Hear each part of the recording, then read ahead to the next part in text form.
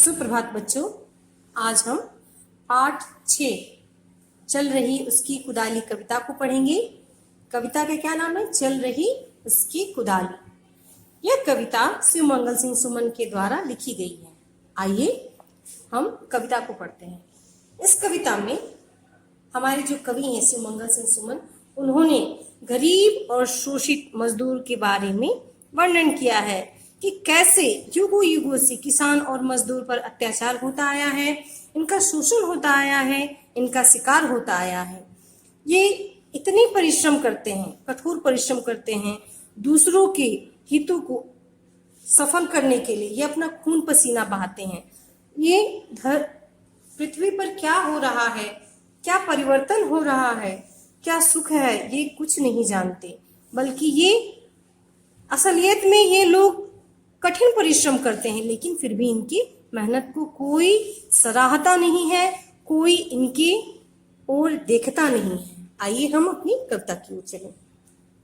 हाथ है दोनों सधे से, गीत प्राणों के रुधे से, और उसकी मूठ में विश्वास जीवन की बंधे से।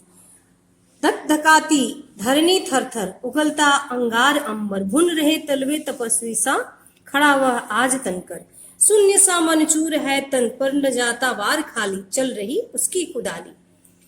बच्चों, कवि हैं शिवमंगल सिंह।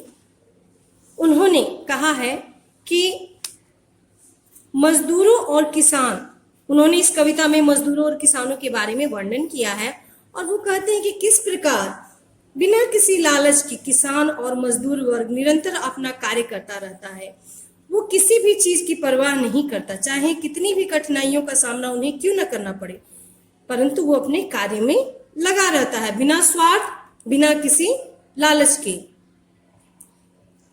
जल रहा संसार धू धू, कर रहा वह वार कहूं, साथ में संवेदना के स्वेद कर्ण पड़ते कहीं जो। कौन सा लालच धरा की शुष्क छाती फाड़ डाली, चल रही उसकी कुदाली। बच्चों, इन पंक्तियों में लेखक ने मजदूर किसान के बारे में बताया है कि किस प्रकार से दोनों हाथों को सांध कर अपने प्राणों को मजबूत कर वह अपनी मुट्ठी में विश्वास को बांधता है। किसान और मजदूर निरंतर अपने परिश्रम से आगे बढ़ता रहता है, चाहे कोई भी मौसम क्यों ना हो, चाहे भीषण गर्मी हो जिससे धरती धड़क रही होती है और आसमान अंगारे उगलता है, फिर भी वह इस तपती गर्मी में निरंतर नंगे पैर अपना कार्य करता ही रहता है, परिश्रम करता ही रहता है। एक तपस्वी की तरह वह बिना किसी रोक टोक के, बिना किसी के बारे में कुछ सोचे लगातार प्रयास करता रहता है और निरंतर आगे बढ़ता रहता है। उसका मन एकदम शून्य है, खाली है। परिश्रम के कारण उसका मन थक कर चूर चूर हो गया है, पर उसकी कुदाली चलती ही रहती है, अर्थात वे अपने कार्य को बिना रुके करते ही रहता है, चाहे उसके सामने कोई भी मौसम क्यों न हो। लहलहाते दूर तरुगण, ले रहे आश्रय पथिक जन, सब विशिष्ट समाज खस की मधुरिमा में है मगन मन। सब सरसता रख किनारे, भीम श्याम शरीर धारी, खूदता तिल तिल धरावह, किस सुभाषा की सहारे। किस सुवर्ण भविष्य के हित वह, यह जवानी बीच डाली, चल रही उसकी कुदाली। कवि कहते हैं कि किसान और मजदूर अपने खून पसीनों को दूसरों के लिए, दूसरे के हित के लिए बहाते हैं। वो युगों युगों से यही कार्य करते आ रहे हैं। विश्व के वैभव से वो अपरिचित है कि दुनिया में क्या हो रहा है, क्या चल रहा है। उन्हें इससे कोई मतलब नहीं है कि दुनिया में क्या बदलाव हो रहे हैं। वो नित्य नया अपना कार्य करते रहते हैं और उन्हें किसी से कोई मतलब नहीं होता है। कवि कहते हैं कि संपूर्ण संसार में हाहाकार मचा हुआ है, प्रत्येक मनुष्य अपने ही स्वार्थ में लिप्त होकर फंसा हुआ है, अर्थात वो अपने ही बारे में सोचता रहता है, परंतु ये किसान और मजदूर वर्ग किसी से कोई लालच नहीं करते और ना ही इनके मन में किसी के प्रति बैर की भावना होती है। मजदूर वर्ग जो है ये धरती का सीना चीरकर अपनी कुदाली चला रहे हैं ताकि मानव जाति का कल्याण हो सके।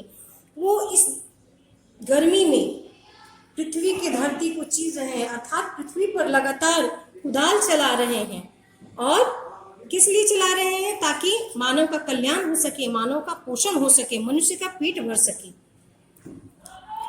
भूमि में रण गया, वन वृक्ष उसका तन गया, सोचता मैं देव अथवा यंत्र मानव बन गया। शक्ति पर सोचो जरा तू, खोदता सारी धराजू, बाहुबल से कर रहा है इस धरणी को उर्वराजू। लाल आंखें खून पानी, यह प्रलय की निशानी, नेत्र अपना तीसरा क्या खोलने की आज ठानी। क्या गया वह जान, क्या गया वह जान, शोषक वर्ग की करतूत काली, चल रही उसकी कुदाली।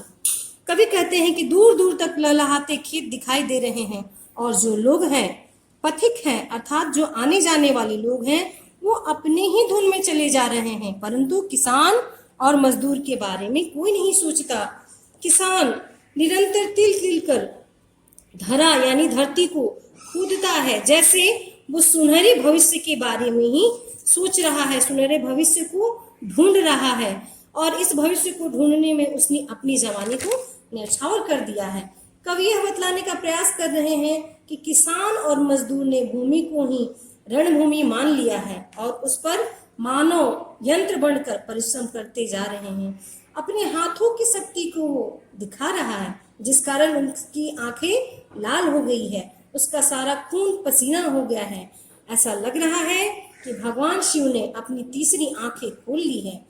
जो उन लोगों को पहचान गया है, समाज के उन लोगों को पहचान गया है जो उनका शोषण करते हैं, जो उन्हें समस्या से, जो उन्हें परेशानी पहुंचाते हैं, जो उन्हें परेशान करते हैं, जो उन्हें परेशान करते हैं, जो उनका शोषण करते हैं। जो मजदूर हैं, जो मजदूर वर्ग का और किसान वर्ग का शोषण करते हैं, उनके विरोध में वो भी जागरूक हो गया है। बच्चों, इस कविता में कवि ने किसानों और मजदूरों की जीवन की व्यथा का वर्णन किया है। कविता के द्वारा कवि ने किसान और मजदूरों के त्याग, तप, परिश्रम, साहस, परोपकार आदि गुणों से आप सभी को उन्होंने अवगत कराना चाहा है। उनके प्रति मान सम्मान की भावना को वो जागृत करना चाहते हैं, और पूरे समाज को ये बताना चाहते हैं कि किस प्रकार उनके अथक प्रयास से हमारा देश जो है वो आगे बढ़ रहा है, उन्नति कर रहा है। हमें इन लोगों का शोषण नहीं बल्कि उनका सम्मान करना चाहिए। इनके किए गए त्याग को हमें, इनके किए गए त्याग की हमें सराहना करनी चाहिए, इनकी मेहनत की हमें सराहना करनी चाहिए। धन्यवाद बच्चों।